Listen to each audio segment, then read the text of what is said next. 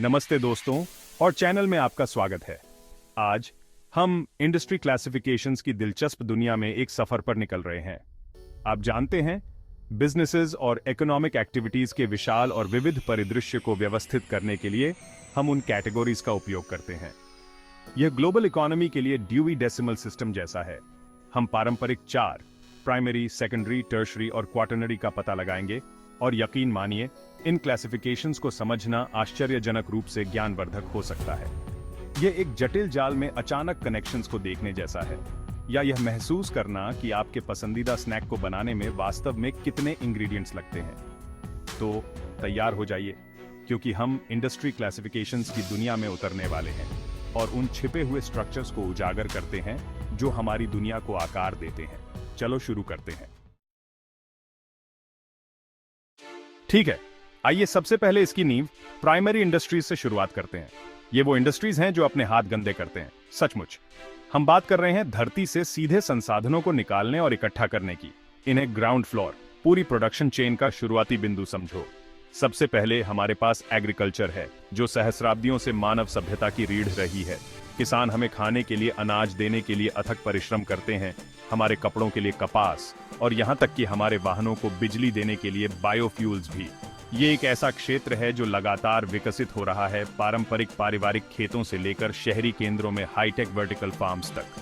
फिर आता है माइनिंग, जहां हम कीमती धातुओं, खनिजों और जीवाश्म ईंधन को निकालने के लिए पृथ्वी की पपड़ी में गहराई तक जाते हैं। हम बात कर रहे हैं सोने की, हीरे, लौह अयस्क, कोयला। यह सूची आगे बढ़ती जाती है। माइनिंग अक्सर भारी मशीनरी, दूर दराज के स्थानों और ईमानदारी से कहें तो पर्यावरण संबंधी चिंताओं के अपने उचित हिस्से से जुड़ा होता है। इसके बाद हमारे पास फॉरेस्ट्री है, जिसमें जंगलों से लकड़ी का प्रबंधन और कटाई शामिल है। लकड़ी, जैसा कि आप जानते हैं, निर्माण, फर्नीचर बनाने, कागज उत्पादन और बहुत कुछ में उपयोग की जाने वाली एक बहुयोंग्यू सामग्री है। हमारे ग्रह के दीर्घकालिक स्वास्थ्य को सुनिश्चित करने के लिए यहाँ सस्टेनेबल फॉरेस्ट्री प्रैक्टिसेस महत्वपूर्ण हैं। और फिशिंग के बारे में मत भूलना, एक ऐसा उद्योग जो हमें प्रोटीन और ओमेगा 3 फैटी एसिड का एक महत्वपूर्ण स्रोत प्रदान करता है। छोटे पैमाने पर मछली पकड़ने वाले समुदायों से लेकर बड़े पैमाने पर वाणिज्यिक बेड़े तक समुद्री भोजन की तलाश दुनिया भर के महासागरों, झीलों और नदियों में होती है। अंत में हमारे पास एनर्जी प्रोडक्शन है, जिसमें तेल और प्राकृतिक गैस निकालने से लेकर सौर, पवन और जल विद्युत ऊर्जा का उपयोग करने तक की एक विस्तृत श्रृंखला शामिल है। यह क्षेत्र एक बड़े परिवर्तन के दौर से गुजर रहा है, क्योंकि हम स्वच्छ और अधिक टिकाऊ ऊर्जा स्रोतों की ओर बढ़ रहे हैं। तो यह रहा प्राइमरी इंडस्ट्रीज, हमारी वैश्विक अर्थव्यवस्था की रीढ़। वे कच्चे माल प्रदान करते हैं जो हमारे जेब में मौजूद स्मार्टफोन से लेकर हम जिन इमारतों में रहते हैं, हर चीज को ईंधन देते हैं। लेकिन यात्रा यहीं खत्म नहीं होती है। आइए उत्पादन प्रक्रिया के अगले चरण पर चलते हैं। अब जब हमने कच्चे माल की निकासी और कटाई को कवर कर लिया है, तो आइए आर्थिक पारिस्थितिकी तंत्र में अगले चरण पर चलते हैं, सेकेंडरी इंडस्ट्रीज। ये इंडस्ट्रीज प्राइमरी इंडस्ट्रीज से उन कच्चे माल को लेते हैं और थोड़े से जादू के माध्यम से, ठीक है, अधिक इंजीन्यूइटी और मैन्युफैक्चरिंग प्रोसेसेस की तरह, उन्हें खपत के लिए तैयार माल में बदल देते हैं। इसे इस तरह समझें, प्राइमरी इंडस्ट्रीज हमें सामग्री देते हैं और secondary industries master chefs, bakers और शिल्पकार हैं, जो उन सामग्रियों को उन अंतिम उत्पादों में बदल देते हैं जिन्हें हम जानते हैं और पसंद करते हैं। इस श्रेणी के दिग्गजों में से एक मैन्युफैक्चरिंग है, एक ऐसा क्षेत्र जिसमें गतिविधियों की एक दिमागी दबदबा सरणी शामिल है। ऑटोमोबाइल और हवाई जहाज से लेकर स्मार्टफोन और कंप्यूटर तक, मैन्युफैक्चरिंग धातुओं, प्लास्टिक और इलेक्ट्रॉनिक्स जैसे कच्चे माल लेता है और उन्हें जटिल उत्पादों में जोड़ता है। फिर कंस्ट्रक्शन है, एक ऐसा उद्योग जो सचमुच हमारी दुनिया को आकार देता है। निर्माण कंपनियां लकड़ी, सीमेंट, स्टील और कांच जैसे कच्चे माल लेती हैं और उनका उपयोग घरों, गगनचुंबी इमारतों, पुलों, सड़कों और आधुनिक जीवन को संभव बनाने वाले सभी बुनियादी ढांचे के निर्माण के लिए करती हैं। आइए फूड प्रोसेसिंग के बारे में न भूलें, एक ऐसा उद्योग जो अनाज, फल, सब्जियां और पशुधन जैसे कृषि उत्पादों को लेता है और उन्हें उन डिब्बाबंद खाद्य पदार्थों में बदल देता है जो हमें सुपरमार्केट में मिलते हैं। अनाज, ब्रेड, दही, पनीर, डिब्बाबंद सामान आदि के बारे में सोचें। कपड़ा उद्योग एक अन्य प्रमुख खिलाड़ी है, जो कपास, ऊन, रेशम और सिंथेटिक्स जैसे रेशों को लेकर कपड़े, धागे और अंततः हमारे पहनने वाले कपड़े बनाता है। हाउते काउचर फैशन शो से लेकर रोजमर्रा की बुनियादी बातों तक कपड़ा उद्योग दुनिया को कपड़े पहनाता है। और आखिरी लेकिन कम नहीं, हमारे पास कागज और छपाई है, एक ऐसा उद्योग जो लकड़ी के गूदे को लेता है और उसे कागज उत्पादों, किताबों, पत्रिकाओं, पैकेजिंग सामग्री और बहुत कुछ में बदल देता है। डिजिटल युग में कागज के महत्व को भूलना आसान है, लेकिन यह अभी भी हमारे जीवन में एक महत्वपूर्ण भूमिका निभाता है। तो यह रहा secondary industries, transformers, makers, builders. वे प्राइमरी इंडस्ट्रीज द्वारा प्रदान किए गए कच्चे माल को लेते हैं और कौशल, प्रौद्योगिकी और रचनात्मकता के संयोजन के माध्यम से उन्हें तैयार माल में बदल देते हैं, जिस पर हम हर दिन भरोसा करते हैं। अध्याय 3 सेवा क्षेत्र केंद्र स्तर पर है, टर्शरी इंडस्ट्रीज। हमने उन इंडस्ट्रीज को कवर किया है जो कच्चे माल को निकालते हैं और जो उन्हें तैयार माल में बदलते हैं। अब आइए अपना ध्यान सेवा क्षेत्र पर केंद्रित करें, जिसे टर्शरी इंडस्ट्रीज के रूप में भी जाना जाता है। टर्शरी इंडस्ट्रीज ऐसी सेवाएं प्रदान करते हैं जो अक्सर अमूर्त होती हैं, लेकिन हमारे जीवन के लिए आवश्यक होती हैं। इसे इस तरह समझें, अगर प्राइमरी और सेकेंडरी इंडस्ट्रीज रसोइयां हैं, तो टर्शरी इंडस्ट्रीज वेटर और खाने का अनुभव है। स्वास्थ्य सेवा सबसे बड़े और सबसे महत्वपूर्ण टर्शरी इंडस्ट्रीज में से एक है। फाइनेंस में बैंकिंग, बीमा, निवेश और पैसे से जुड़ी सभी चीजें शामिल हैं। पर्यटन दुनिया भर में लाखों लोगों को यात्रा और आतिथ्य सेवाएं प्रदान करता है। परिवहन लोगों और वस्तुओं को एक स्थान से दूसरे स्थान तक ले जाता है। संचार दूरसंचार, इंटरनेट और मीडिया के माध्यम से लोगों को जोड़ता है। शिक्षा भावी पीढ़ियों को ज्ञान, कौशल और प्रशिक्षण प्रदान करती है। सरकारी सेवाएं कानून और व्यवस्था बनाए रखती हैं और सार्वजनिक वस्तुएं प्रदान करती हैं। टर्शरी इंडस्ट्रीज आवश्यक सेवाएं प्रदान करते हैं जो हमारे जीवन को आसान, स्वस्थ और अधिक सुखद बनाती हैं।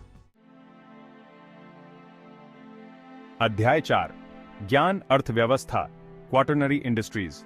हमने उन इंडस्ट्रीज का पता लगाया है जो सेवाओं को निकालते हैं, बदलते हैं और प्रदान करते हैं। अब आइए क्वाटरनरी इंडस्ट्रीज की यात्रा करें। यह वह जगह है जहां दिमाग का शासन सर्वोच्च है, जहां ज्ञान, सूचना और नवाचार सबसे मूल्यवान संसाधन है। क्वाटरनरी इंडस्ट्रीज को भविष्य के वास्तुकार के रूप में सोचें। वे नए ज्ञान का निर्माण कर रहे हैं, नई तकनीकों का विकास कर रहे हैं और हमारे जीने के तरीके को आकार दे रहे हैं।